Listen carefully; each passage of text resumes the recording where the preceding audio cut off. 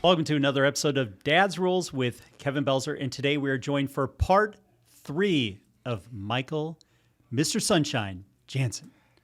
And today we're finally going to dive in to this solar for dummies and Smarties. This is fun, by the way. Thank you for having me on again. Yeah, no worries. I'm having a blast. Absolutely a blast. So first, before we dive into the book, why don't you tell people why you wrote it? Okay, so, we've all been hit with from every angle with solar now, right? They're beating us over the head.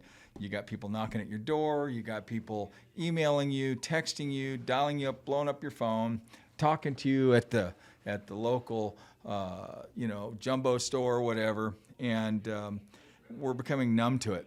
At the same time, it's becoming more and more popular. More and more people are adopting it, and therefore more and more people are getting into solar. Mm-hmm. And really, every clown that can spell the word solar, S-O-U-L-U-R, has jumped into this game, and they're muddying up the waters and making ridiculous promises. The marketing that's taking place, it's a constant barrage. Now, this is for the last 15 years I've been seeing this. No out-of-pocket expense. No out-of-pocket expense, like it's free or something, because solar is not free. Right. There is an out-of-pocket expense. There's no upfront out-of-pocket expense, meaning you don't have to put down a down payment. Or if you're leasing, you don't, same thing.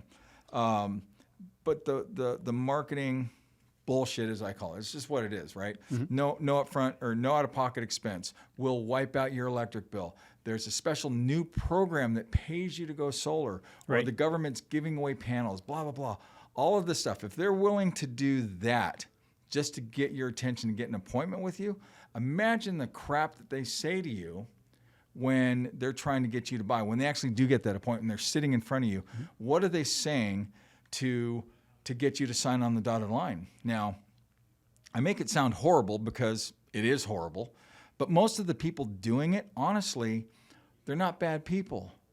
The people that are customer-facing, the sales reps, most of them, I'd say the overwhelming majority of them are honest, well-intended people that have been inadequately and improperly trained. Now, quite often, those trainers don't even know the right stuff. Do you think that some of those trainers or some of those companies are giving them information that they know will get the sale that is not in the contracts? Absolutely. They're teaching them how to sell and make sales versus educating the consumer. Because I'll tell you that I deal in real estate, as we both know. Mm-hmm. I deal with a lot of resale properties. And what I often hear from clients is that something's in a contract that I go and read the contract, which I know they didn't. Right. Because they just docu-signed it. Right. And I'll go read the contract and I go, it's not in here. Well, so-and-so said it is. And I'm like, well, I read the whole thing.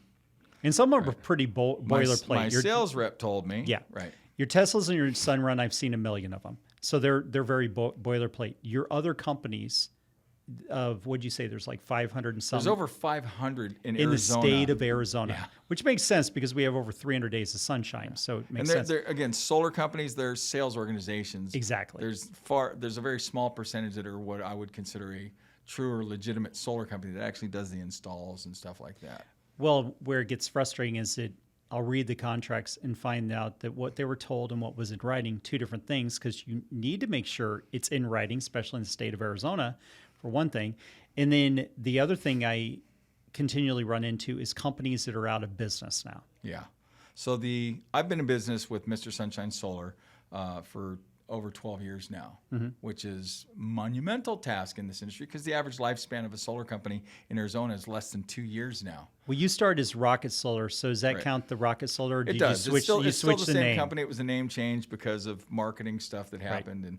And but I wanted to touch on the contract thing real quick that you'd mentioned. Yep. Sunrun, they're the 800-pound gorilla of the solar industry today. Yep. It was Solar City, which became Tesla, and they have fallen from grace, we'll just say, and leave it at that for the moment. But you look at their contracts, and these contracts are 40-something pages long now. Correct. Okay. Why? I'll tell you why. Because they've been sued so many times that the lawyers keep having to add this thing and this thing. And they have added a section that if it's not in writing, that it doesn't matter what your sales rep said. They did add something like That's that right. in And it. I've been for the last, almost 6 years now. I've been a consultant to the Arizona Attorney General's office on ethical sales practices, Okay. documentation, marketing procedures in regards to the Arizona solar industry. I'm also a compensated professional witness for the Maricopa County Justice Court systems and Pinal County Justice Courts. So in criminal cases, I actually get compensated $14 whole. I try not to spend it. I shouldn't even probably say that, but you can beep it out, whatever. No, it doesn't matter. We don't edit on this yeah, show. it doesn't matter.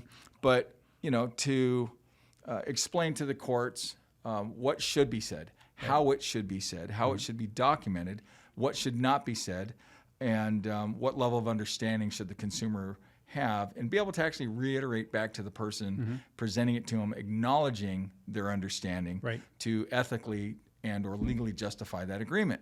Now, I've seen purchase agreements, contracts, whatever you want to call them, where there's handwritten notes on it by the sales rep that they're going to agree to if they need to have the roof redone in 5 or 6 or 10 years, that the company will pay for having those removed. And But I know that Sunrun has a line in their contract that states that that's not valid. right. That handwritten stuff in. Right. So they've put that in there because it was a problem. People were saying that to make the sale, to alleviate that concern, and knowing Right. that they're probably not even going to be there in 5 or 6 years to deal with it. The rep. Right. And so I had to write this guide as a tool to help level the playing field. Right. Right. What I've done with this guide is I've made it more difficult for my people that represent my company to the customer, and I've made it more difficult for every single solar sales rep out there. In our marketing efforts, we tell the homeowner, if we're on the phone with them or online, whatever it is, that use this guide because it's got all the questions that you need to ask in it. You don't know what you don't know, therefore it's impossible for you to know what questions to ask. Right. It's impossible for you to know what questions should be being asked of you.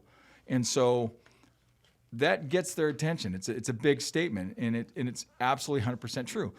They don't know what they don't know, so they can't know what to ask. And so it's, well, how much is it? How big of a system do I need for this size house? What panels do you use? You can make up the name of a panel and they go, okay, right? They just don't know. So They don't, and I have a feeling, because I've seen it with some of the companies, that they're just, okay, it's just this amount of panels, and there is no science behind. right, you get 10 quotes, you'll get 10 different quotes. Now, there are factors for that. Even if everybody was in the right ballpark, they're still going to be different because of panel wattages that they're selling and this, that, and the other thing. But I see recommendations where a homeowner is looking at a recommendation of a 7.5 kilowatt system or a 15.5 kilowatt system. Mm-hmm. Well, that's quite a difference. Half a kilowatt, quarter kilowatt, I can understand certain nuances. But,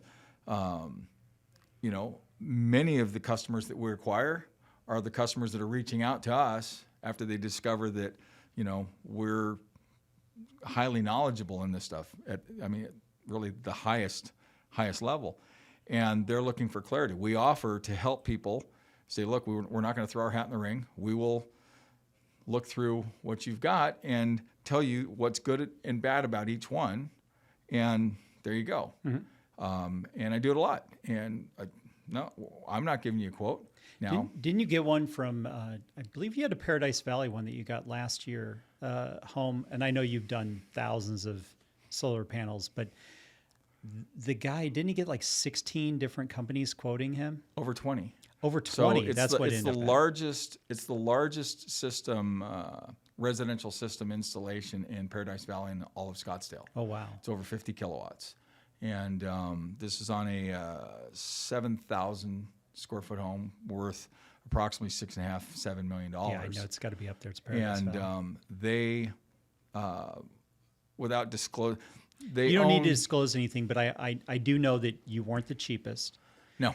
I'm not saying you were the most expensive either, but I do know from your story that you were the one that gave him the most knowledge out of it?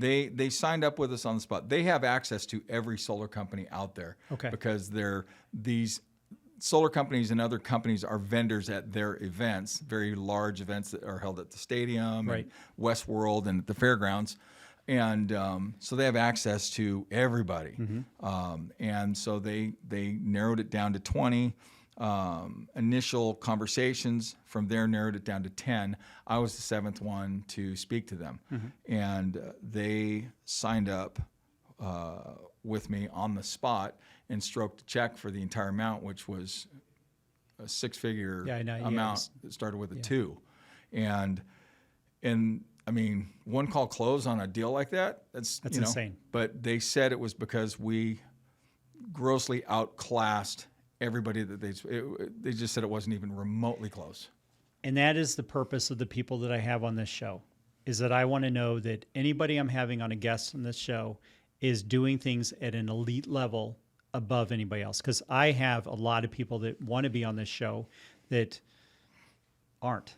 Yeah. Because I want to make sure the class we have on here are the elite, doing right by whatever industry they're in. And that can be other real estate agents, because I've had other real estate agents on the show. But if I believe like Ryan Matthews does a lot of 1031 exchanges, I don't understand that at all, but I know he does it at an elite level. Then great, you're on my show, because I want the public to be aware of people that are actually experts. You're helping the public, and by helping the industry learn from what you're doing, you're actually helping yourself too at the same time, because the better they get at it and the more honest and real it gets, the less challenge it presents. I feel like I'm shoveling sand against the tide quite often because I spend half of my time explaining the nonsense away before I can get down to the real stuff. And you're dead on, because in my industry, real estate, we have the opportunity to get NAR Green certified. Okay, so we're green certification. It's not just solar. It's windows, it's insulation. It's everything about energy efficiency on a home. However, we got up to about 90,000 agents in the state of Arizona, which is ridiculous. We're now back down to about 55,000. So we're dropping like flies, which is a beautiful thing. Because, the market shift, the tide went out and we saw everybody that was skinny dipping. Sure. So what I guess would be frustrating from my standpoint is I see it on all the forums of everybody talking about solar's evil, but yet none of them are educated at all. Right. And I don't believe that it's fair to make an opinion about anything until you get all the information. But that's what people do. I heard it from a friend who heard it from a friend. Right, because it's like we're in high school again. And with NAR Green certification, it's available to any agent. However, it's several day commitment. It's several hours away from your business, all that to get certified, and it costs money, and agents are cheap. So in the state of Arizona, out of those 90,000 that we were at, there was 150 of us that were NAR Green certified on energy efficiency. So there was 150 total of us in the state. A horn to wear on your head? Oh my gosh. Well, we get special designation and stuff that we can use, which I think is a big deal, because that means that I actually put the time in to learn about anything that could be a benefit to a buyer or seller on it. Yeah. I don't know if the mic's picking that up, but I think we just heard a Lamborghini fire up in the back. That's the black Lambo, yeah. Yeah. I had a moment of goosebumps there for a second. But anyway, back on topic. So we can't even get the real estate industry to get educated to better help the consumers out there, which is...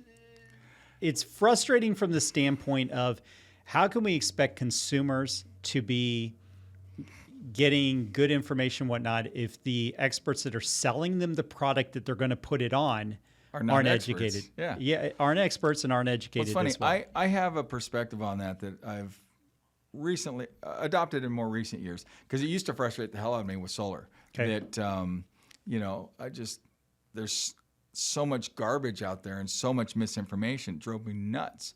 And I was doing everything I can to promote the real truth and the real answers and the real information and stuff. And then I finally realized I can't overcome that tidal wave of misinformation. What I can do is ride that wave, figure out how to ride that wave and use it to my own benefit. And I would say that that's what I'm doing. Yeah. Because I was like, okay, I can't get the other 90,000, now 55,000 to go get educated. I'm going to do my part to educate everyone that I can and lead by example, as it would be, and they're really giving me the opportunity to shine, me and my people, right? By doing their thing that they do, anybody that we speak to, they've actually helped us to look better, because now there's something to compare against, and everybody looks like this, and then here we are, way up here. You were setting yourself in a position when you roll up in your beautiful wrapped vehicles with your image on them. I know it's a caricature of you. You should see the tattoo on my back. It's my face. No, I'm kidding. I have no tattoos, but I told my wife if I ever got one, it'd be wings, so that I could go like this with my arms and look like I'm flapping my wings. But no tattoos. But no, you set yourself apart in many different ways to where your crews are fully educated. You're pulling up in professional vehicles. Like, how many of these guys run in these solar neighborhoods? There's no company branding on the vehicles whatsoever. No, but they usually some of the bigger companies just splash their people with swag, like the shirts, the caps, the sunglasses with the logos on, right, and just lanyards, and I mean they just puke stuff, branding all over them. Which to me that's a warning sign, because only a rookie is going to dress up in that costume. Yeah, and it's like they're just saying, "Look, here I come. Talk to you about solar. I don't really know anything about it, but I'm going to try like hell to use the sales methodology that y'all taught me, and get your money." Oh, it ends up being gotcha at the door when they come to mine. So they're not getting very far on it. And the funny thing is, I stop and listen. I've tried. I let them go. Well, and I've even tried to do the.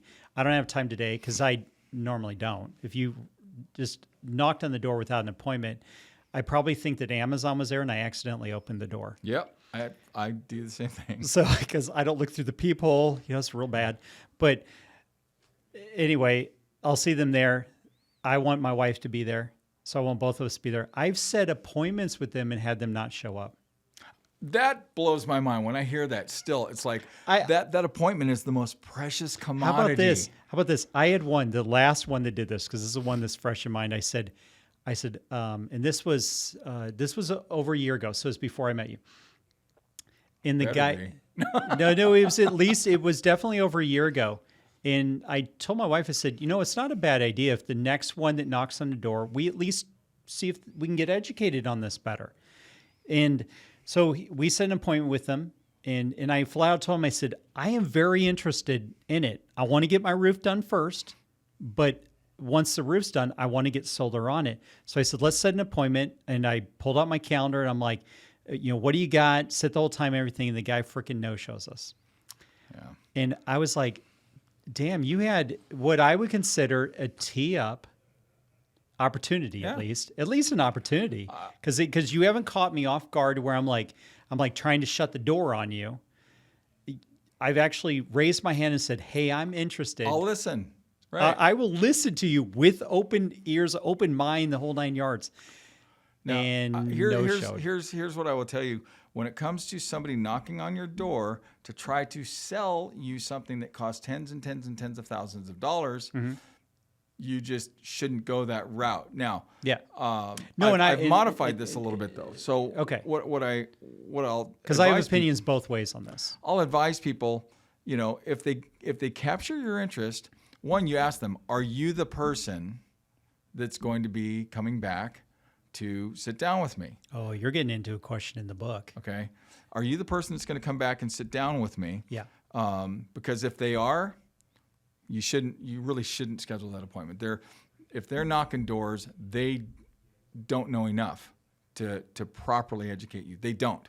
And there is no exception to that rule. So they should be more like a salesperson that's setting it up for the expert. Right. Because I will say this is maybe they're riding along. Maybe somebody else is coming to present and they're going to be there, so they're training. Yeah. And that's part of their training is learning how to break the ice. Because I will say because he would have been the guy coming back, I'm assuming.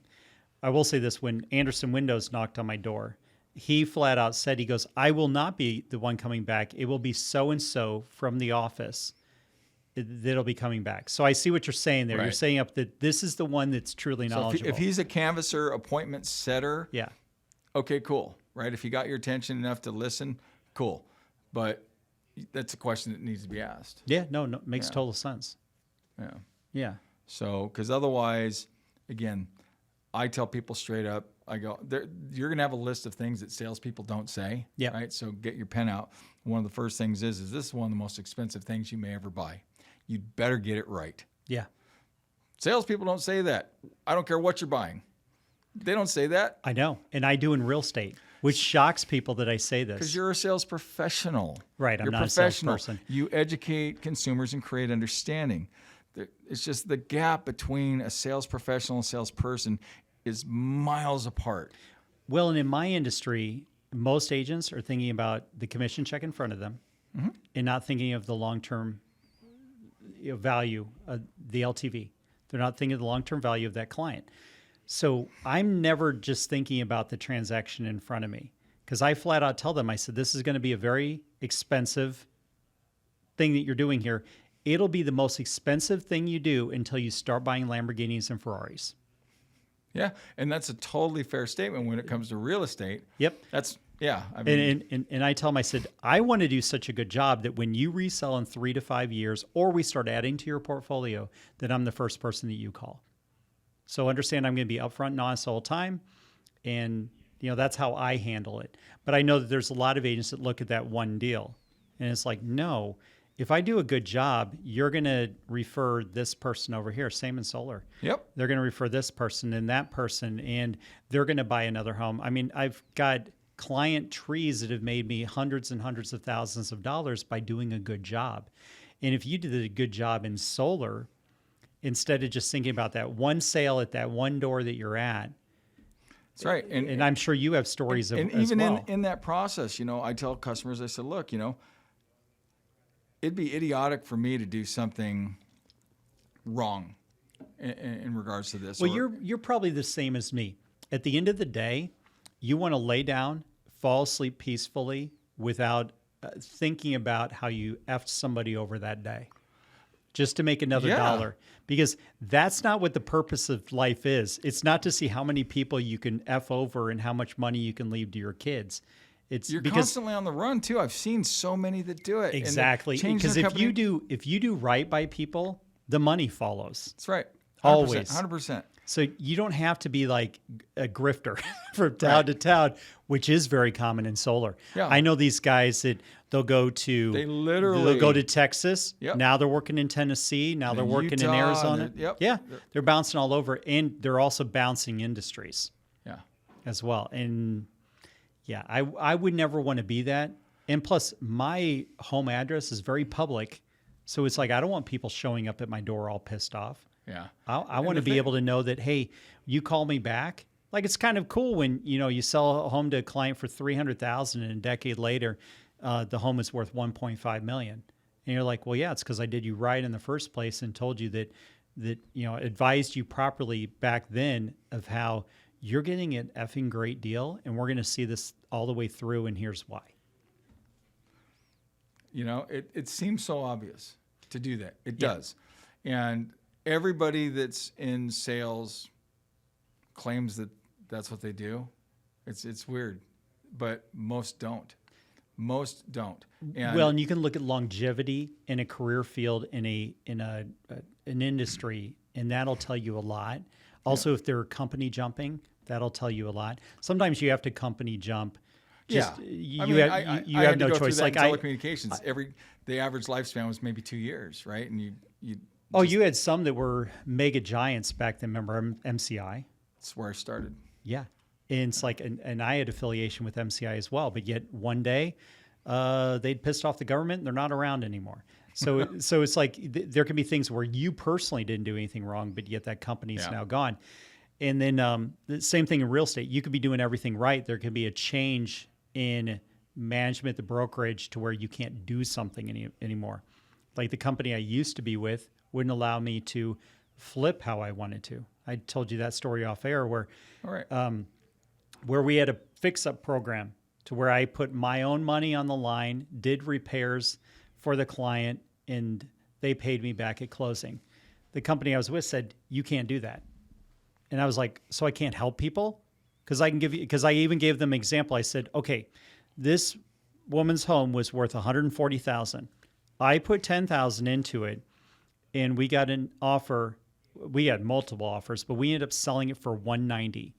At 140, she was going to have to stroke a check at title company, meaning that she was going to sell it for a deficit. At 190, title company stroked her check, and she made money on the sale. So you're telling me that I can't help a client out like that? And they said no. And I go, well, then I'm going to have to move brokerages because I got into this to help people, and I thought that that's what this brokerage was into as well. Wow, I can't imagine what the logic behind that restriction They go, oh, there's liability. And I go, well, understand at the end of the day, the only one that would be hurt if that deal fell apart because I put money into the home would be me. Right. And if I'm okay with that, what does it matter? Because I said, I'm not even attaching a lien to the property, which other investors out there said I was nuts for doing. And I'm like, really? Sure. Because I'm getting referral from this person and that person, and we're doing it over and over again for different people, helping them out. And I'm okay with that. And I never once got burned because I just did right by people. It's like, yeah, the odds said eventually somebody would have burned me, but guess what? Nobody ever did. Right. So, yeah, I mean, but they said, no, it's a liability issue. And I'm like, well, then I'm just going to have to move on. yeah. Well, again, And so there are times that you do have to jump companies, but I would say that what I see a lot with salespeople in general is that they're jumping. they're going from dealership to dealership to dealership to solar, from solar to this solar company, that solar company. And they're always looking for more money, not for better training, not for whatever. It's always the greener grass. You know, the guys that are in charge with me. You know Adam and James. They both had one foot out the door, and they were just about done. They were just so sick of the industry. Yet you meet them now, and they ooze the business. Yeah. And I don't mean ooze it from a sleazy standpoint. They're proud. Yeah. They're proud of what they do. Exactly. And what they're able to do for people, not to people. Yeah. Right? They are. They're proud. And the difference is amazing. I mean, they were both very gun shy and disenchanted with solar. Right. And just through conversing with me, I wasn't recruiting anybody at the time. Mm-hmm. They both approached me saying, hey, is there an opportunity to work with you? And right. after getting a sense of who they really are, I'm like, yeah, I'll figure it out, And again, it's amazing. And we're attracting other people. We're getting that reputation. Right. One of my goals was to not just build this great company. I didn't care about building the biggest solar company and that stuff. I give two shits about that. What I wanted, and it sounds kind of goofy or vain or silly, I want to end up getting voted the best company to work for in Arizona. Yeah, what's wrong with that? Right. I want people that want to work for my company because they hear it's just so awesome to work for. Right. Right. And yeah, there's great money in it and stuff. And it was my son that got me on this idea because he was looking for a new job. He was moving to California, and I'm older school, and I was talking about the money and what are you looking for? And the money was like fourth or fifth. I can't remember. It was like fourth or fifth on his list of what he wanted. And it usually is. It usually is, because I left my first brokerage and I could close deals like crazy with them, but I hated the environment. Like, the environment was nothing but toxicity. And I was like, I was miserable. And then, it's like, you look at like when I originally started working investors, I hated it. I was making so much money. I had season tickets to the Cardinals, season tickets to the D-backs. So I had all these other things, but I'd be at those sporting events always fielding calls from these idiots. Yeah. I went through the same thing. I was a regional vice president for Quest Communications. Okay. When I finally got out of the industry. And I spent, 2 decades working in cubicles. And I remember aspiring to get from my AE1 or account executive level 1 to AE2 to senior account executive to national. Chasing titles. And the cubicle got slightly bigger until I could get my own enclosed cubicle with glass walls that we aptly named the fishbowl, right? I was going to say that you're in an aquarium. Right. Yeah, we called it a fishbowl. Yeah. And I'm like, and it's just like, wow, man. And I hated. You're like, I oh, I hated can't even pick my nose in private Hated anymore. it, So I swore I don't care. I will never be in that environment again. I will never neither. have that environment. If Me I neither. have a big office space, it's going to be something cool. You were at the mastermind we had in the last month, and there were some people there that were complaining about needing more talent, more people in their industries. And without Jason even saying this, or Nick even saying this, what came to my mind is that what is their environment, what's wrong with their environment that they're not attracting people? Because the talent's out there. So there's had to be a breakdown with that. And that's what Jason brought up, is that, look, you have to fix something within your system to where people want to line up at your door and go work with you. Because like he brought up the example with AC. And he goes, George Brazils doesn't have any problem getting enough people. Parker & Sons doesn't have any problem getting people. A1 Garage Doors doesn't have a problem getting people. Right. So what's different with their environment compared to yours? Good point. It's valid. It is. The last 2 agents I brought on, I didn't recruit. I didn't reach out saying I was hiring anybody, but yet they both reached out to me. It's like, that's what you want to do, is you want to have to where people want to come to you. I termed it becoming a magnet. Yeah. Right. Being a magnet and,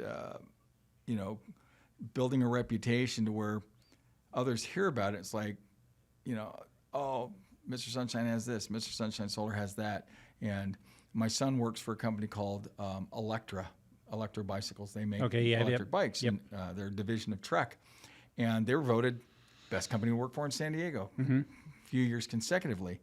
And I had the opportunity to go down there. I was visiting and went and saw his work. This place is rad. Yeah. You walk in there, it's polished concrete floors. The desks are just wherever they feel like placing their desk. Yeah. So nothing is in line. They're turned this way and that way, and they got plants and things are decorated in their space however they want. There's no borders. Yep.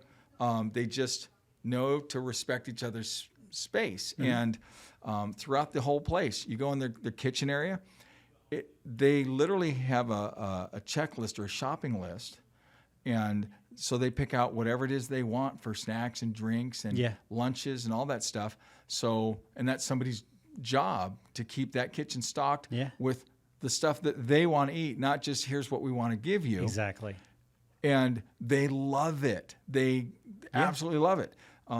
They take a bike ride every Tuesday. The whole office jumps on these electric bikes, and they're promoting them, but they're also having a good time. Yeah. He goes surfing with the president of the company at least 2-3 times a week. Isn't it crazy? So I just got invited to UWM, which is United Wholesale Mortgage up in Detroit, Michigan area. And they are, just to give you an idea, they do the brokering for 1 out of every 5 mortgages out there. And they're continually growing. They are, during this environment we're going through right now where everybody else is contracting, they're hiring and expanding. And so I went and got to see how their company is run different. And everything you're describing with Electra, same thing with them. Like the stock kitchen, the full basketball court, the weight rooms, they have somebody whose job it is to go around and do snacks and stuff. They have their Starbucks on campus. They got their restaurants and they had a convenience store, which was perfect for me. I got to get an energy drink while I was there. I stopped into the convenience store that's built into the building.